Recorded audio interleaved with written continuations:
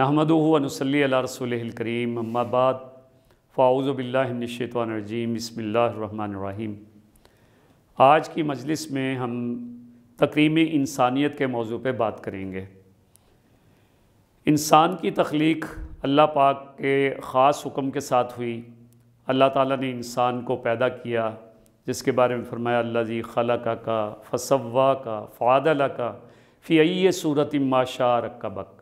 इंसान को पैदा किया, उसको निक-सुक से दुरुस्त किया, उसको अदल के ऊपर कायम किया और जिस सूरत में चाहा अल्लाह पाक ने इंसान को पैदा फरमाया।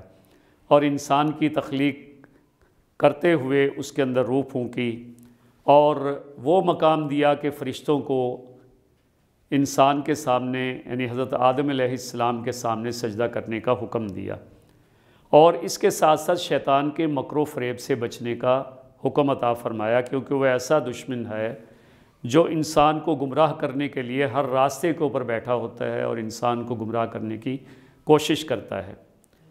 आज हम देखेंगे कि सूरह आराफ में अल्लाह पाक ने इसी इंसान की हिदायत के लिए कुछ हिदायत अता फ़रमाई और इंसान की इसी तकरीम के पेश नज़र अल्लाह पाक ने इंसान को या बनी आदमा कहकर मुखातब फ़रमाया। सूरह आराफ की 4 आयात इस वक्त ज़ेर मुतालिया हैं। आयत नंबर 26, आयत नंबर 27, आयत नंबर 31 और आयत नंबर 35।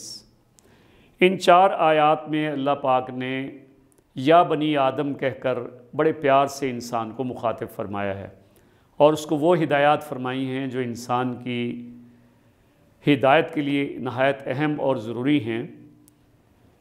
उसमें आयत नंबर 26 में अल्लाह पाक ने लिबास की नेमत का ज़िक्र किया है।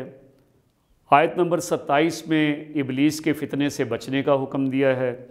आयत नंबर 31 में लिबास ज़ीनत पहनने का हुक्म दिया है और आयत नंबर 35 में तकवा और अपनी इस्लाह का हुक्म दिया है।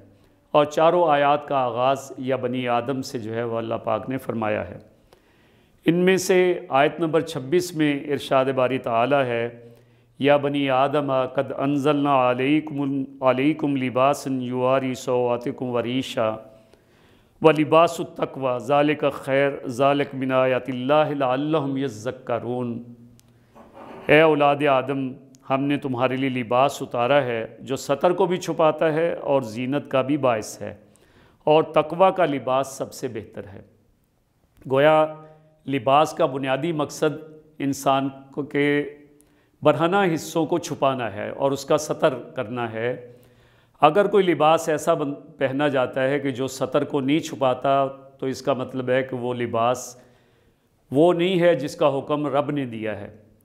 और हम देखें कि जब हज़रत आदम अलैहिस्सलाम को से वो नेमत छीनी गई तो सबसे पहली जो ज़रूरत इंसान को पड़ी है वो लिबास की ज़रूरत पड़ी है। और हज़रत आदम हुआ अलैहिस्सलाम दाना खाने के बाद जिससे मना किया गया था, तो सबसे पहले उनका सतर खुला और उस सतर को छुपाने के लिए सबसे पहले उन्होंने जन्नत के दरख्तों के पत्तों से अपने जिस्म के काबिल शर्म हिस्सों को छुपाने की कोशिश की। गोया इंसान की बुनियादी फ़ितरत के अंदर ये चीज़ शामिल है कि इंसान अपने जिस्म को ढांपे और काबिल सतर हिस्सों को जो है वो ढांप कर रखे। तो इस लिहाज से अल्लाह पाक ने इंसान को लिबास अता फ़रमाया, उसको उसका इल्म सिखाया, इंसान ने लिबास को बनाना सीखा। लेकिन आज हम देख रहे हैं कि इंसान बेलिबास हो गया, अपने लिबास से आरी होता चला जा रहा है और इसको वो अपनी तरक्की की मंजिल समझ रहा है कि तरक्की की बहुत सारी मनाजिल उसने तय कर ली हैं। लेकिन ये इंसान की फ़ितरत के भी ख़िलाफ़ है, इंसान की ज़रूरत के भी ख़िलाफ़ है। और अल्लाह पाक का हुक्म यही है कि इंसान पूरी तरह से जो है वो सतर के अंदर रहे। मर्द के लिए सतर की शरायत अल्लाह पाक ने अलग से रखी हैं और औरत के लिए अलग रखी हैं। तो गोया उस हुक्म के मुताबिक जो अल्लाह पाक ने दिया है, इंसान को सातिर लिबास पहनना लाजिम है। अगली आयत जो या बनी आदम से शुरू होती है वो आयत नंबर 27 है। इस आयत में अल्लाह पाक ने फरमाया, औलाद आदम या बनी आदम, कहीं शैतान तुम्हें बहका न दे, जैसे उसने तुम्हारे माँ बाप को जन्नत से निकलवाया, उनके लिबास उतरवा दिए تاکہ ان کا سطر دکھا دے۔ تو گویا شیطان کا سب سے بڑا وار اور سب سے پہلا وار جو ہے وہ بے لباسی کا وار ہے۔ اور آج ہم دنیا بھر کا جائزہ لیں، معاشروں کے اندر دیکھیں، بلکہ اپنے ہی معاشروں میں اگر ہم دیکھیں کہ ان لوگ جو ہیں وہ لباس پہن کے بھی بے لباس ہیں، اور یہ اللہ پاک کے اس واضح حکم کی خلاف ورزی ہے کہ یہ شیطانی چال ہے، اور شیطان اس چال میں بڑی حد تک ہمیں کامیاب ہوتا ہوا نظر آ رہا ہے۔ اور اس میں مرد و زن کی تمیز کوئی نہیں رہی، مرد اپنی جگہ بے لباس ہوا، عورت اپنی جگہ بے لباس ہو گئی، اور اس کے نتائج بھی انسان دیکھ رہا ہے کہ معاشرے میں کس طرح سے اس کے نتائج سامنے آ رہے ہیں، خرابیاں جس انداز میں بڑھ رہی ہیں، اور عورت بھی ہوسناکی کا شکار ہو رہی ہے، اور قتل و غارت تک نوبت پہنچتی ہے، اور اس کے نتائج انسان کے اوپر بہت ساری بیماریوں کے صورت میں بھی آ رہے ہیں، لیکن انسان اس بات کو سمجھنے کے لیے تیار نہیں ہے۔ حالانکہ اس بات کو سمجھ لینا چاہیے کہ یہ شیطانی وار ہے، اور شیطان ہر اس راستے سے انسان کے اوپر وار کرتا ہے جس کے ذریعے وہ اس کو ذلیل و خوار کر دے، اور آج اس نے انسان کو ذلیل و خوار کرنے کے لیے اسی حربے کو پوری طرح سے استعمال کیا ہے۔ تیسری آیت نمبر 31 ہے، اس میں پھر اللہ پاک کا ارشاد مبارک ہے، یا بنی آدم، بنی آدم، اے اولاد آدم، خذوا زینتکم عند کل مسجد۔ تو اللہ پاک نے فرمایا کہ اے اولاد آدم، زینت کا لباس لے لو ہر نماز کے وقت۔ گویا نماز کے لیے جاتے ہوئے سب سے اہم بات وہ یہ کہ اپنے لباس کی زیب و زینت جو ہے وہ کر لی جائے، اور ساتھ اللہ پاک نے فرمایا وَكُلُوا وَاشْرَبُوا وَلَا تُسْرِفُوا إِنَّهُ لَا يُحِبُّ الْمُسْرِفِينَ۔ کھاؤ اور پیو لیکن اسراف مت کرو، اس لیے کہ اللہ اسراف کرنے والوں سے محبت نہیں کرتا۔ اس آیت کے پہلے حصے میں یا بنی آدم خذوا زینتکم عند کل مسجد، کہ ہر نماز کے لیے اپنی زیب و زینت اختیار کر لیا کرو۔ تو گویا اللہ کے حضور پیشی ہے، اللہ کے حضور بندے نے نماز کے لیے کھڑا ہونا ہے، اور ضرورت اسی چیز کی ہے کہ انسان جب اپنے پیدا کرنے والے اپنے خالق حقیقی کے سامنے عبادت کے لیے کھڑا ہو، نماز کے لیے کھڑا ہو، تو وہ ایسا لباس پہنے جو مناسب لباس ہو، جو زیب و زینت ایک طرح سے زیب و زینت کا باعث ہو۔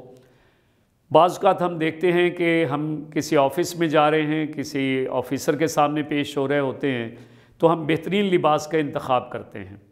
ہم کہیں انٹرویو دینے جا رہے ہیں ملازمت کے لیے، تو بہترین لباس کا انتخاب کرتے ہیں، اور پوری طرح سے ہم اس کی تیاری کر کے اس چیز کا خیال کرتے ہوئے، آداب کا خیال کرتے ہوئے انٹرویو کے لیے پیش ہوتے ہیں۔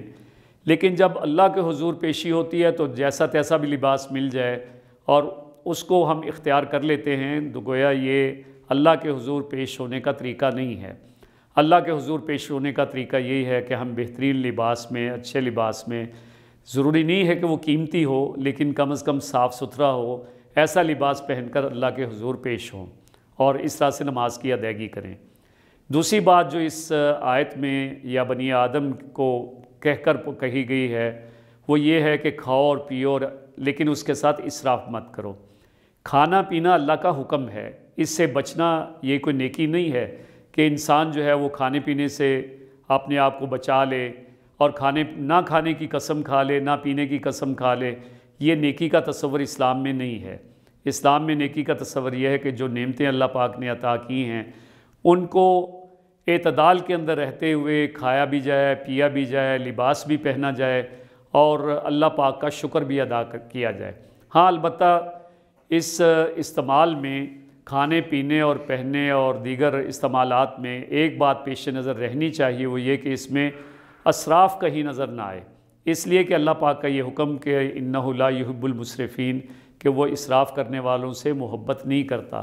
تو گویا ہم اللہ کی محبت چاہتے ہیں تو اللہ کے حکموں کے مطابق لباس بھی پہنیں، اللہ کے حکم کے مطابق کھائیں پئیں بھی، اور اللہ کا شکر بھی ادا کریں۔ چوتھا حکم اللہ پاک کا یا بنی آدم کے حوالے سے آیت نمبر 35 میں آیا ہے، جس میں اللہ پاک نے فرمایا کہ اگر تمہارے پاس تمہارے میں سے رسول آئیں جو تم کو میری آیات سنائیں، تو جو تقوی اختیار کر لیں اور اپنی اصلاح کر لیں گے تو ان کے لیے نہ کوئی خوف ہوگا، نہ وہ غمگین ہوں گے۔ یہ اللہ پاک کی طرف سے ان کے لیے وہ انعام ہے جو ان کو عطا کیا جائے گا، اس لیے کہ اللہ کے رسول صلی اللہ علیہ وسلم تشریف لا چکے، وہ خاتم الانبیاء ہیں، خاتم النبیین ہیں، ان کے بعد کسی نبی نے نہیں آنا، اور اللہ پاک کا حکم ہے کہ جب وہ نبی تشریف لے آئیں تو جو وہ حکم دیں اور جو آیات وہ سنائیں، ان آیات کو سن کر لوگ تقویٰ کو اختیار کریں، یعنی اللہ کے حضور پیشی کو پیش نظر رکھیں، اللہ کے احکام کے اوپر عمل کریں، اللہ سے ڈرتے بھی رہیں، اللہ سے امیدیں بھی باندھیں کہ وہ ان سے راضی ہو جائے۔ تو گویا یہ تقویٰ، اور اس تقویٰ کے ساتھ یہ کہ اپنے اندر موجود خرابیوں کی اصلاح بھی کر لیں، اپنی خرابیوں کو دور کریں اور نیک عمل کرتے رہیں، صالح اعمال کرتے رہیں، تو گویا اس کے نتیجے میں اللہ کی طرف سے وعدہ ہے کہ لا خوف علیہم ولا هم یحزنون، کہ نہ ان کے لیے کوئی خوف کا مقام ہوگا، نہ کوئی حزن ان کے سامنے ہوگا۔ خوف ہوتا ہے آنے والی چیز کا، یعنی کل کیا بنے گا، قیامت کا دن ہوگا، وہاں ہمارے ساتھ کیا معاملہ ہوگا، جنت ملے گی یا جنت دوزخ کے اندر جو ہے وہ داخل کر دیے جائیں گے۔ نہ اللہ پاک کی طرف سے وعدہ ہے کہ ان کے لیے کوئی خوف کا مقام نہیں ہوگا، تو گویا ان کے لیے جنت ان کی منتظر ہوگی۔ اور دوسری چیز حزن ہے، حزن ہوتا ہے گزری ہوئی بات کا کہ کاش ایسا اور ایسا ہوا ہوتا، اور اس کے اوپر انسان غمگین ہوتا ہے۔ تو اللہ پاک کی طرف سے یہ دونوں لحاظ سے وعدہ ہے کہ نہ آنے والے وقت کا کوئی خوف ان کو دامنگیر ہوگا، نہ گزرے ہوئے وقت کا کوئی حزن ان کے دلوں کے اندر ہوگا۔ یہ اللہ پاک کی طرف سے وہ وعدہ ہے جس کے اوپر انسان کو شاداں و فرحاں ہونا چاہیے، خوش ہونا چاہیے۔